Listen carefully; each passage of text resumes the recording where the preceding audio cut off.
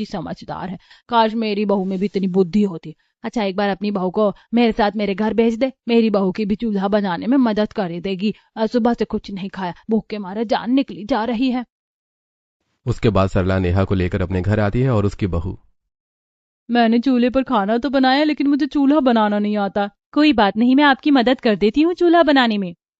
अब दोनों चिकनी मिट्टी मिलाकर उसे अच्छे से गीला करके धीरे धीरे चूल्हे की शेप देती हैं और थोड़ी देर की मेहनत के बाद चूल्हा बनकर तैयार हो जाता है। बस अब इसे थोड़ी देर सूखने दीजिए। इतना कहकर नेहा घर वापस आ जाती है, लेकिन प्रीति का तो वही चल रहा था, गैस की बर्बादी। अगले कुछ दिनों में ब्लैक में मिला सिलेंडर भी खत्म हो जाता है और उसे अब दूसरा सिलेंडर नहीं मिल पा रहा था। मैंने तो पहले ही कहा था देखकर इस्तेमाल करना चाहिए। अब बता, अब क्या करेगी? बाहर से खाना मंगवाएंगे, सिंपल। प्रीति की बात सुनकर शांति माथा पीट लेती है। अगले दिन सुबह सबको चाय पीनी थी। अब बता, चाय भी क्या बाहर से मंगवाएगी? नहीं, उसके लिए तो मैंने इंडक्शन मंगवा लिया है। मैंने आपको कहा था ना मम्मी जी, पैसा होना चाहिए, हर चीज का सॉल्यूशन निकल जाता है।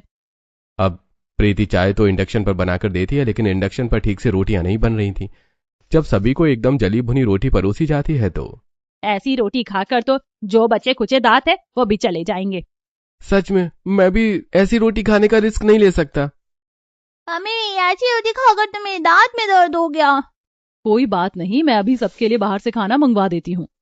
ले देकर हर बात में प्रीति को बस यही सोल्यूशन नजर आ रहा था। वो हमेशा बाहर का खाना मंगवा लेती है। सब जैसे तैसे करके बाहर का खाना खा लेते हैं, लेकिन आखिर बाहर का खाना कितने दिन तक खाया जा सकता था। अगले दिन शांति शीला के घर जाती है, जहां पर नेहा चूल्हे पर खाना बना रही थी। अरे बेटा, तुमने तो कमाल कर दिया, अपने घर वालों के लिए तुमने चूल्हा बना लिया। इसी को कहते समझदारी। अजी शांति बहन, आप भी बैठ जाइए, खाना खा लीजिए। अरे नहीं नहीं, क्यों मेरी वजह से परेशान होना आपको? अरे शांति बहन, इसमें भला परेशान होने वाली कौन सी बात है? हम सब खा रहे हैं, आप भी हमारे साथ खा लीजिए। जी आंटी जी, मैंने आपका खाना डाल दिया है, आप भी खा लीजिए।